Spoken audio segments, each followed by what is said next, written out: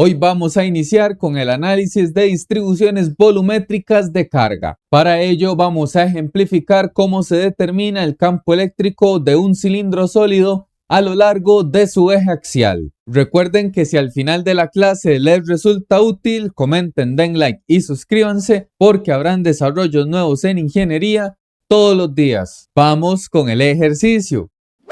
En este caso, el enunciado nos dice que considere un cilindro sólido uniformemente cargado con carga total Q, radio R y longitud L. Determine el campo eléctrico en un punto a una distancia D del lado derecho del cilindro. Bien, este ejercicio es compatible con uno de los de física para ciencias e ingeniería. Entonces acá, a diferencia de otros ejercicios, todo este cilindro es un cuerpo sólido, en el cual sí existe materia en su interior. Por lo tanto, tenemos distribución de carga en el volumen. Para iniciar la solución, vamos a estandarizar los ejes de coordenadas rectangulares. De este modo, yo voy a seleccionar mis ejes de coordenadas desde la cara trasera del cilindro y voy a considerar una dirección X, una Y y una Z. Como siempre les digo, esta definición no está escrita en piedra. Por ejemplo, en el solucionario del libro ponen el sistema de referencia directamente en el punto y la diferencia es que hay que ajustar los límites de integración y la geometría, pero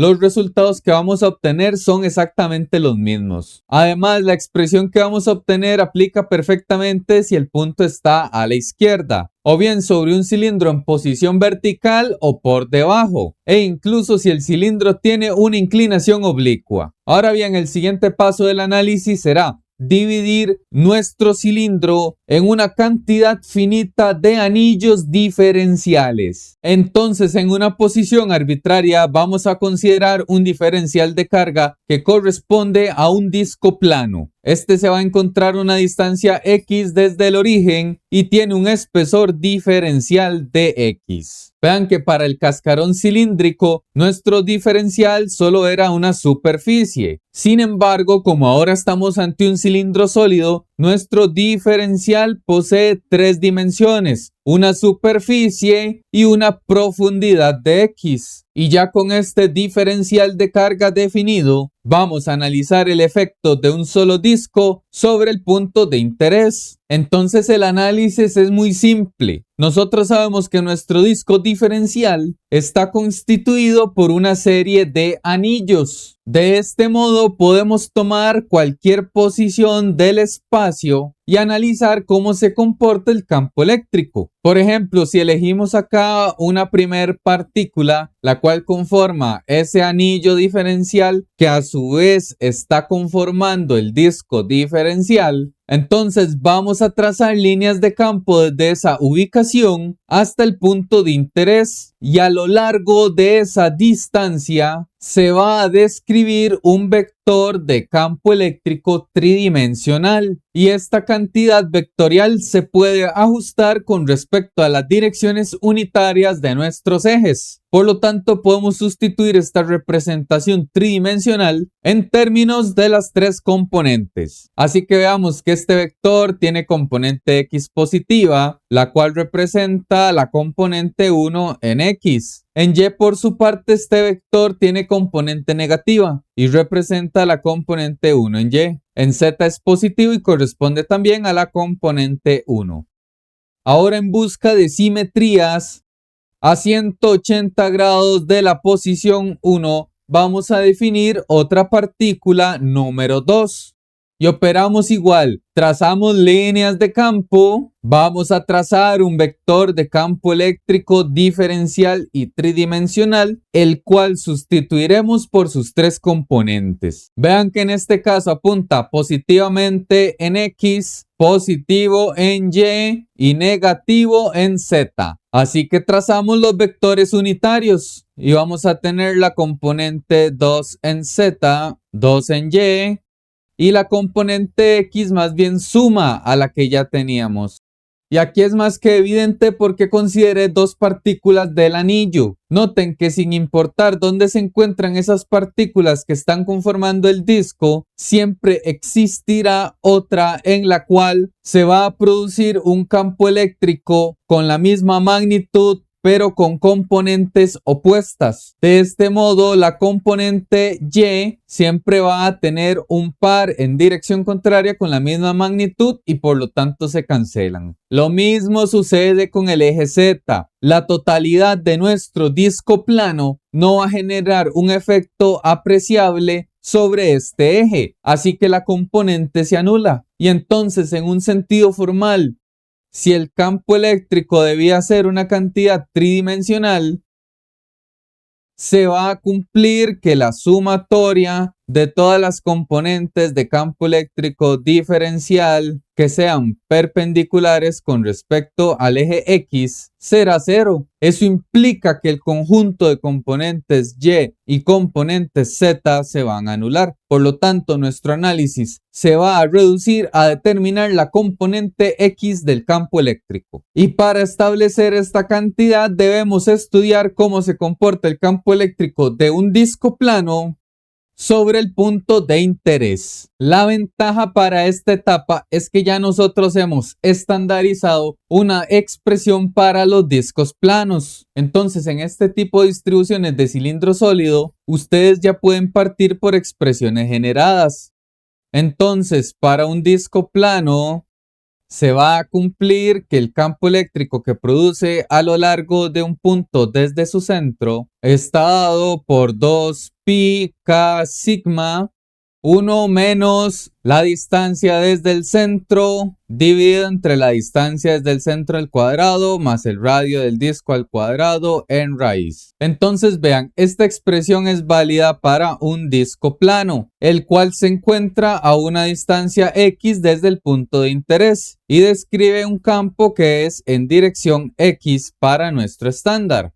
Si ustedes desean estudiar el desarrollo de esta expresión, pueden irse a las listas de reproducción, buscar la de distribuciones continuas de carga y analizar el ejemplo 7 de campo eléctrico de un disco plano. Ahora bien, conociendo esta expresión tenemos que empezar a hacer ajustes geométricos con respecto a nuestro sistema. ¿Por qué les digo ello? Vean que para el disco plano aquí tiene una variable X, la cual es la distancia desde el centro del disco hasta el punto de interés. Sin embargo, para nuestra formulación, X lo hemos definido como la distancia de nuestro eje de coordenadas hasta la posición del diferencial. Por lo tanto, no están representando la misma incógnita. Así que vean lo que yo voy a hacer. Voy a suprimir esta longitud X y la voy a representar con R minúscula. Entonces vean cómo se modifica nuestra expresión de disco plano. Nos queda como 2πk sigma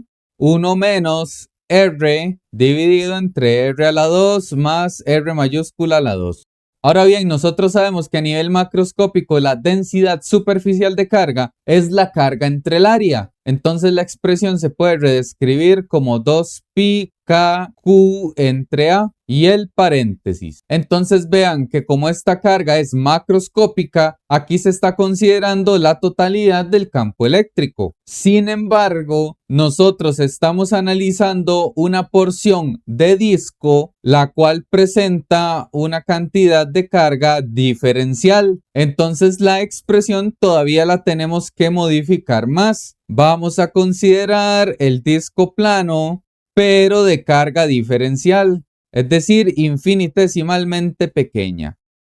Entonces vean qué simple, si la carga de nuestro disco es diferencial, el campo eléctrico que está produciendo a lo largo del eje X también es una cantidad diferencial. Y entonces la expresión va a estar dada por 2πk, seguiría la carga, que en este caso es diferencial, dividido entre el área del disco. El área no es diferencial porque vean que sigue siendo la misma superficie de una de las caras del cilindro, lo cual es una cantidad macroscópica.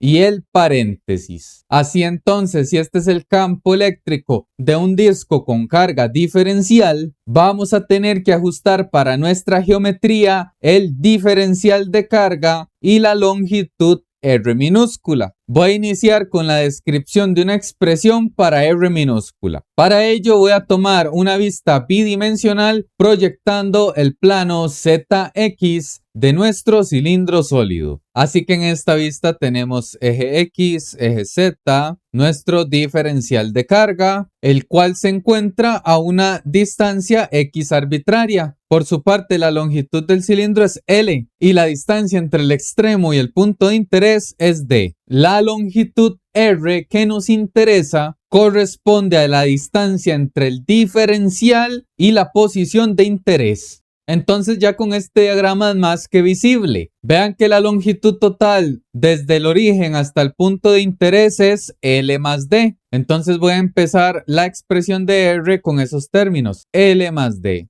Y simplemente le restamos esta porción que corresponde a X. Así que ya tendríamos la longitud de interés. Ahora, como siguiente paso, voy a definir una expresión para el diferencial de carga. Para ello, voy a considerar el concepto de densidad volumétrica de carga.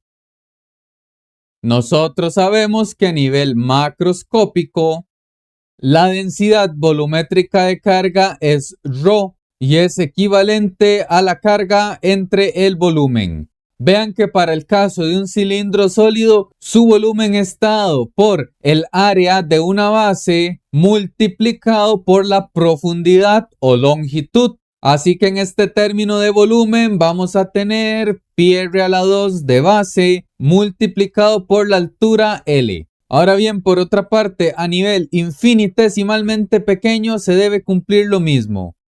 La densidad de carga va a ser la razón de nuestra carga diferencial entre su volumen diferencial. Y si despejamos el de Q, obtenemos ρ de V. Y vean que ese volumen corresponde al de nuestro diferencial de carga, el cual es un cilindro con espesor infinitesimalmente pequeño de X. Y vean que presenta la misma base que el cilindro macroscópico. Por lo tanto, la magnitud de volumen diferencial es equivalente a la base multiplicado por la altura, que es de X. Con ello, si sustituimos en el diferencial de carga, nosotros sabemos que el término de densidad tiene esta expresión y el volumen diferencial esta otra. De modo que podemos cancelar πr cuadrado con πr cuadrado. Y nos va a quedar que nuestro diferencial de carga es Q entre L por dx. Y así entonces para nuestro disco plano de carga diferencial ya tenemos expresión para el de Q y para R. Vamos a sustituir. Entonces para nuestra geometría vamos a tener 2πk, el numerador del de Q, el cual es Q de X. Y como denominador tenemos el área de nuestro disco plano, la cual está dada siempre por πr a la 2. Y del de Q tenemos un L en el denominador. Por otro lado, en los términos del paréntesis tenemos 1 menos la distancia R, la cual la definimos como la longitud más D menos X. Entonces sustituimos ambas R minúscula. Vamos a cancelar pi con pi. Y entonces reordenando nos queda 2kq dividido entre r cuadrado L, el paréntesis y el diferencial de X. Y ahora sí, esta relación representa el campo eléctrico que genera un solo disco de espesor diferencial sobre el punto de interés ajustado a nuestra geometría y a nuestras variables. El siguiente paso es sumar el efecto de todos los discos planos que se pueden extraer de nuestra distribución de carga. Ello lo logramos con el concepto de integral. Así que integrando esta expresión a ambos lados, vamos a obtener a la izquierda directamente EX y a la derecha hay que formular toda la integral. Y aquí es donde tenemos una ventaja de haber definido el sistema de coordenadas desde la cara trasera del cilindro. Pues noten que la distribución tiene una variabilidad en X desde 0 hasta L. Por lo tanto, vamos a integrar en esa región 0 hasta L. Recuerden que si ustedes hubieran elegido desde 0 hasta L más D estarían integrando en esta región también en la cual no hay distribución de carga. Ya la longitud D está tomada en cuenta en la expresión en la distancia R minúscula. Por lo tanto, ustedes deben de integrar solo donde exista carga. Ahora bien, trabajemos en miras en determinar esta integral. Naturalmente yo les habría dicho que para la integral ya está tabulado el resultado. Sin embargo, debido a las expresiones que tenemos, va a ser necesario hacer la sustitución simple. Antes de ello, vamos a tomar dos consideraciones. Primero, voy a sacar de factor el conjunto de constantes. Voy a suscribir un paréntesis y vamos a separar la integral en dos términos. Por un lado, la integral desde 0 hasta L de 1 de x, es decir, dx, menos la integral desde 0 hasta L de toda esta fracción, diferencial de x, y cerramos. La integral de dx es inmediata y es x. Y para esta integral hagamos la sustitución. Entonces vean lo que voy a hacer. Voy a decir que sea u equivalente a todo lo que está dentro de la raíz. Es decir, L más D menos X a la 2 más R a la 2. Vamos a derivar esta expresión a ambos lados. A la izquierda obtenemos du y a la derecha aplicamos regla de la cadena. Primero tenemos una potencia 2, así que baja y se le resta un grado al exponente. Entonces nos queda como simplemente 1. Luego por regla de la cadena derivamos lo que está dentro, que sería simplemente menos 1 de la x. Y tiene que surgir un dx. Para r cuadrado es una constante, así que su derivada es 0. De esta expresión, vean lo que voy a hacer. Vamos a enviar a dividir el 2. Voy a considerar este signo negativo por acá a la izquierda y nos va a quedar igualado a L más D menos X por el diferencial de X. Así que ya tengo una expresión para sustituir los términos de la raíz y los términos del numerador. Entonces, operando, tenemos las constantes. La integral de dx, que simplemente es x. Los límites de integración los consideramos al final de toda la expresión. Luego sigue un menos. La integral desde 0 hasta L con un denominador que sería la raíz de u. Luego en el numerador vean que tenemos esta expresión que equivale a menos du entre 2. Entonces tenemos un menos du y acá en el denominador un 2. Cerramos. Vamos a ejecutar todos los pasos completos. Seguimos con las constantes. La x y este negativo con este negativo se transforma en un más. Voy a extraer a factor el 1/2. Y acá para la raíz de 1 el denominador lo podemos considerar como u elevado a la menos 1/2 du. Y entonces ya podemos integrar. Tenemos las constantes x más sigue 1/2 y la integral de u a la menos 1/2. Entonces recordemos, simplemente le aumentamos un grado. Es decir, menos 1/2 más 1, lo cual es 1/2. Y pasa a dividir ese propio exponente de 1/2. Cerramos. Y ahora sí, todo ello evaluado desde 0 hasta L. Antes de regresar a la variable original, vamos a hacer algunas simplificaciones. Seguimos arrastrando las constantes. Aquí tendríamos que resolver este producto, 1/2 por 1 entre 1/2. Entonces, si gustan no complicarse, lo hacen desde la calculadora. 1/2 por 1 dividido entre 1/2. Y ello nos da como resultado simplemente 1. Así que vean que nos quedaría solo u a la 1/2, es decir, la raíz de u. Siempre he evaluado desde 0 hasta L. Y ahora sí, ya voy a regresar a mi variable original.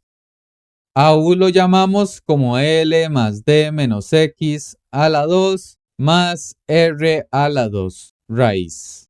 Y entonces ya ejecutemos dicha evaluación. Tenemos las constantes por fuera. Voy a definir un primer paréntesis cuadrado, luego un paréntesis redondo y voy a evaluar primero la L. Entonces sustituimos todas las X por L. Entonces vamos siguiendo la expresión. Nos queda L más, dentro de la raíz, L más D menos L elevado a la 2 más R cuadrado raíz. Cerramos el redondo, colocamos un menos, paréntesis y evaluamos el límite inferior 0. Vean que acá esta x tomaría valor de 0, así que no es necesario incluirla. Y acá para los términos de la raíz nos quedaría L más D. Y vean que ese menos x sería menos 0, así que no lo tomamos en cuenta.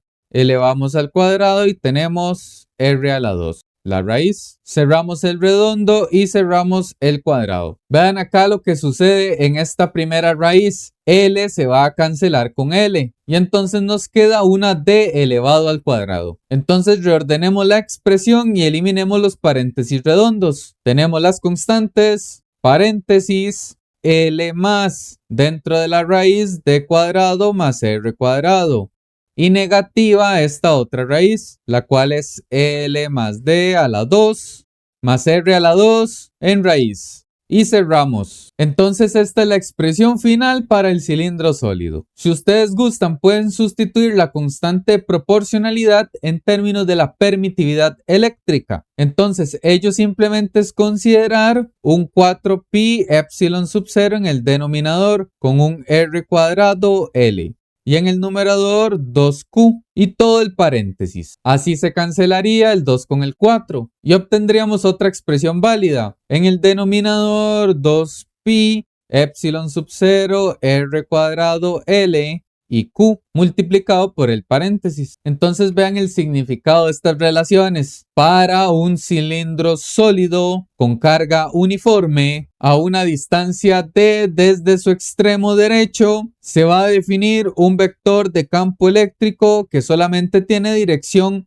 en el eje axial y va a tener como magnitud cualquiera de las dos expresiones formuladas. Eso sí, para nuestro estándar fue en dirección y recuerden finalmente, si la carga total de la distribución fuese negativa, simplemente este vector tendría la misma magnitud, pero en dirección contraria, menos i. Y todos los pasos anteriores habrían aplicado tal cual, simplemente es una dirección contraria. Y con este análisis y desarrollo, el ejercicio está finalizado. Comenten, den like y suscríbanse. Y nos vemos en la siguiente clase de distribuciones continuas de carga. Gracias por su atención.